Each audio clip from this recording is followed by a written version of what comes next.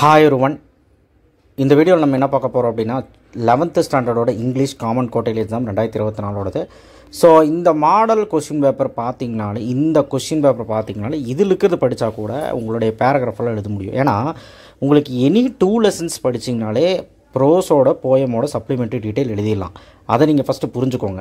So தயவுசெய்து 11th standard எதுவுமே படிக்கலனாலும் இப்போ உட்காந்து ஒரு common paragraph each and every லெசனுக்கு இருக்கும்.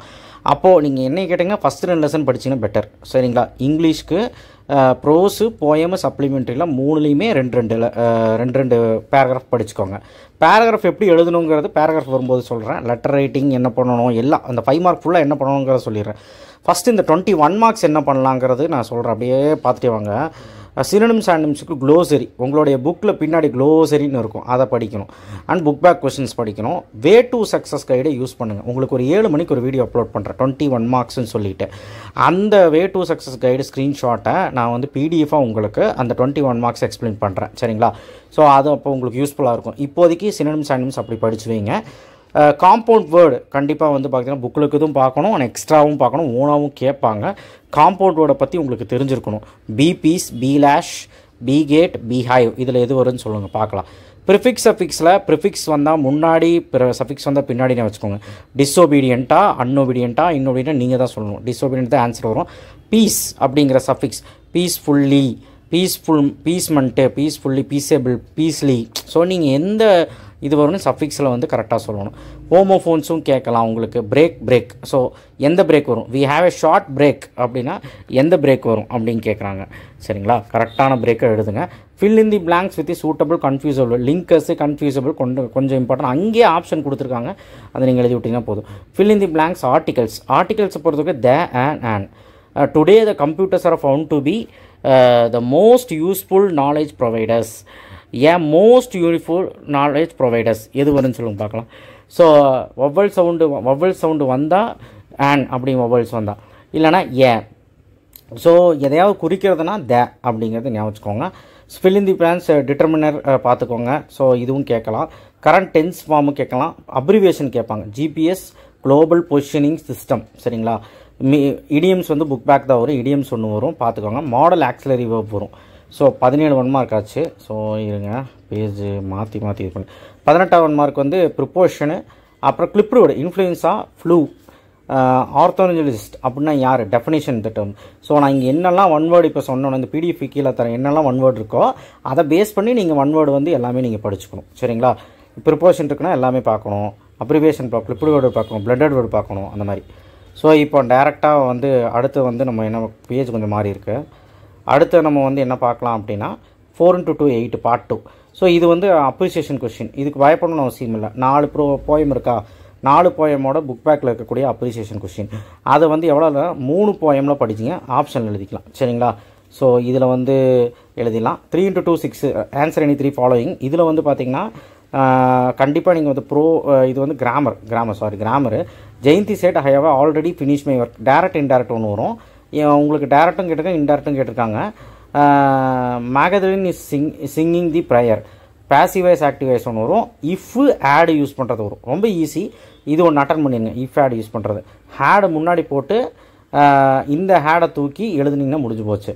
ஹேட் இஃப்னு எழுதிடாதீங்க, மீனிங்ஃபுல்லாக இருக்கணுங்க. ஹேடை முன்னாடி போட்டு ஐ வுட் ட்ராப் யூ அப்படிங்கிறத கரெக்டாக எழுதுங்க.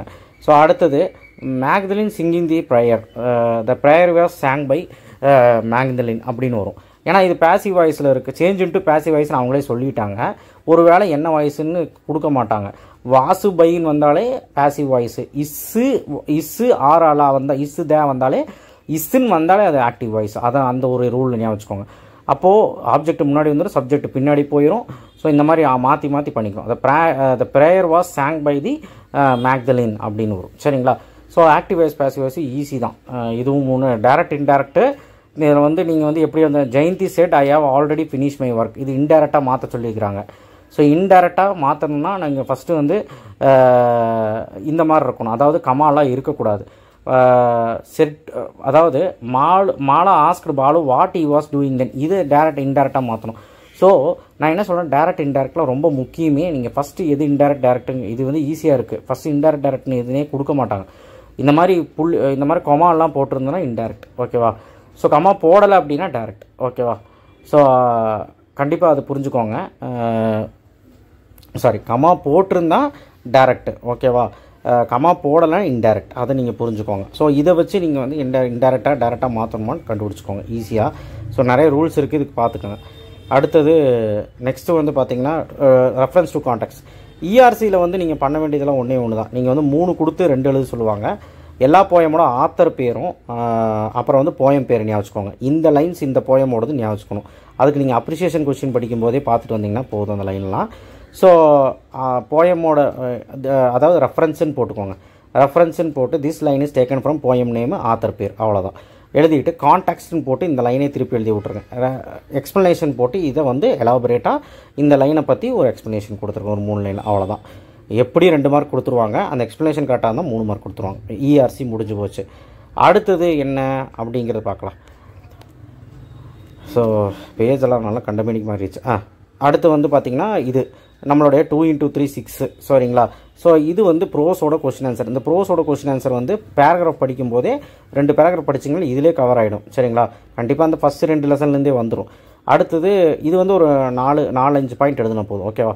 இது வந்து 3 மார்க். அடுத்து 3x3 9, இது 4 கொடுத்து 3 சொல்லுவாங்க. டிஸ்கிரைபிங் ப்ராசஸ் கேட்பாங்க.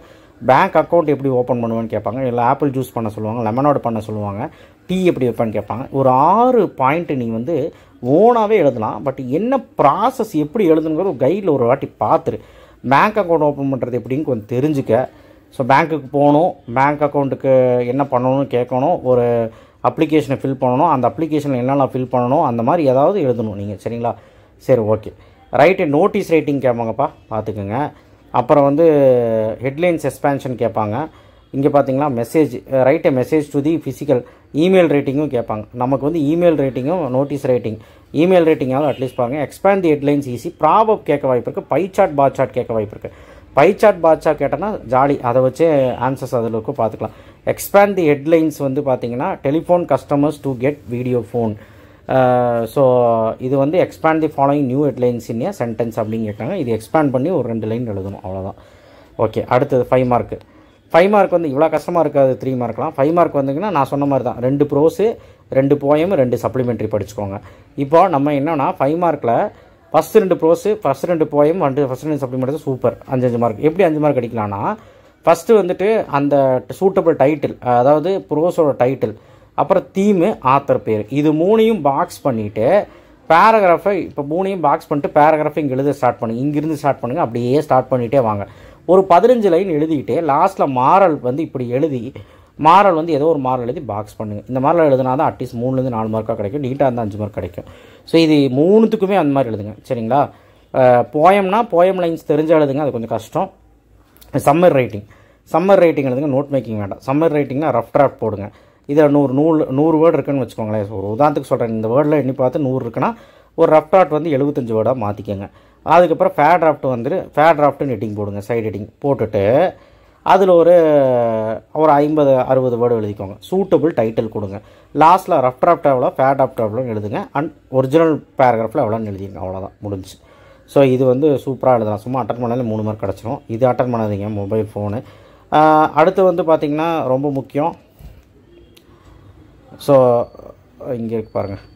அடுத்து லெட்டர் ரைட்டிங்கை பொறுத்த வரைக்கும் உங்களுக்கு வந்து லெட்டர் ரைட்டிங் எப்படி எழுதணும் அப்படிங்கிறது வந்து நான் கீழே டிஸ்கிரிப்ஷன் பாக்ஸில் ஒரு பிடிஎஃப் வைக்கிறேன். அந்த லெட்டர் ரைட்டிங்கோட ஃபார்மேட் பார்த்துக்கோங்க. இன்ஃபார்மல்னால் அந்த ஃப்ரெண்டுக்கு எழுதுகிற மாதிரி, ஃபார்மல் அப்படின்னா உங்களுக்கு ஃப்ரம் டு எல்லாம் வந்து அந்த மாதிரி வரும். இன்ஃபார்மல்னால் ஜஸ்ட்டு டேட் மட்டும் போட்டு டிஎர்னு போட்டு எழுதுகிற மாதிரி இருக்கும். ஸோ அதை நீங்கள் புரிஞ்சுக்கோங்க ஃபஸ்ட்டு. அடுத்தது write a letter to editor of news paper and dangers, இது ஃபார்மல் லெட்டர். சரி, அடுத்தது ரைட் எ லெட்டர் டு புக்ஸில் placing and order from some books on your school library, இதுவும் ஃபார்மல் லெட்டர். ஸோ இது வந்து நம்ம என்ன பண்ணணும் அப்படின்னா, ஃபார்மல் லெட்டர் இன்ஃபார்மல் லெட்டர் எப்படி ஃபார்மேட்டில் எழுதணும். ஃப்ரம்மு போடணும், ஃபார்மல்னால் ஃப்ரம்மு போடணும், டூ போடணும். ஃப்ரம்னா உங்கள் அட்ரஸ், உங்கள் பேர். டூனா அங்கே கொடுத்துருக்க அட்ரஸ்ஸு, யாருக்கு எழுதுறீங்க அந்த அவங்களோட அட்ரஸ்ஸு, அவங்களோட பேர். அதுக்கப்புறம் subject, respected sir or madam போட்டு சப்ஜெக்ட்டு. அதுக்கப்புறம் பாடி ஆஃப் லெட்டர் ஒரு 3 லைன் எழுதிட்டு லாஸ்ட்டில் address on the envelope, thanking you அப்படின்னு போட்டு இதெல்லாம் எழுதிடுங்க. ஸோ இதோட ஃபார்மேட் உங்களுக்கு நான் கீழே தரேன். டிஃபெக்டிவ் ஆன்லைன் ஷாப் அது கேட்கலாம், இல்லைனா அட்வர்டைஸ்மெண்ட் கேட்கலாம். ரெஸ்பாண்டிங் அட்வர்டைஸ்மெண்ட்னா என்னென்னா, ஒரு ஆடு கொடுத்துருவாங்க. அதாவது ஏதாவது ஒரு போஸ்டிங்க்கு சேர சொல்லி ஒரு ஆடை கொடுத்துருவாங்க. அப்போ நீங்கள் ஒரு அப்ளிகேஷன் ஃபார்ம் ஃபில் பண்ணி அனுப்பணும், கரிக்குலம் விட்டு. ஸோ உங்கள் கரிக்குலமை உங்கள் பயோடேட்டாவை ஃபில் பண்ணி அதாவது அனுப்பணும். அது எப்படி அனுப்பணும், எந்த ஃபார்மேட் எழுதணுங்கிறதும் கீழே டிஸ்கிரிப்ஷன் பாக்ஸில் வச்சுருக்கேன், பார்த்துக்கோங்க. சரி, அடுத்து எரர் ஸ்பாட்டிங்கோட கோல்டன் ரூல்ஸும் நான் கீழே வந்து உங்களுக்கு வச்சுருக்கேன், அதை பார்த்துக்கோங்க. ஓகேவா?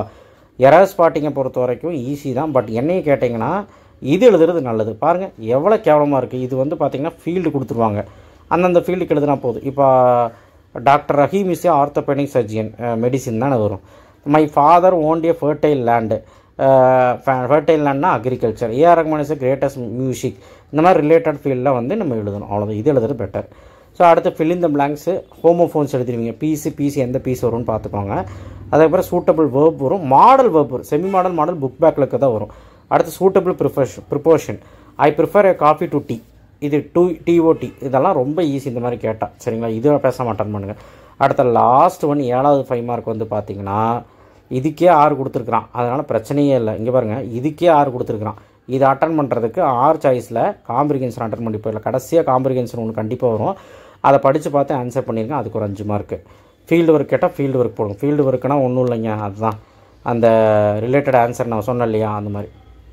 Okay, anyway this is the ரொம்ப முக்கியமான ஒரு வீடியோ. இது காமன் குவார்ட்டர்லி எக்ஸாமினேஷன் 2024ஓட இங்கிலீஷ் எக்ஸாம்.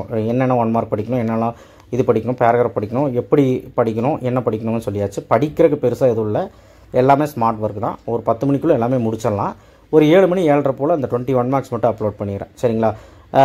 இந்த வீடியோ கீழே உங்களுக்கு லெட்டர் ரைட்டிங் எப்படி எழுதணும், எரர் ஸ்பாட்டிங் கோல்டன் ரூல்ஸு இதெல்லாமே உங்களுக்கு கீழே கிடைக்கும். தேங்க்யூ. ஷேர் பண்ணுங்கள், சப்ஸ்கிரைப் பண்ணுங்கள், மறக்காமல் பெல் ஐக்கன் ப்ரெஸ் பண்ணுங்கள். பேராகிராஃபு 3-4 பேராகிராஃப் ஒரு லெசனுக்கு இருக்கும். ஆனால் நீங்கள் ஏதோ ஒரு காமன் பேராகிராஃப் படித்தா போதும், அதாவது சும்மா பொதுவாக ஏதோ ஒன்று படித்தா போதும். தேங்க்யூ.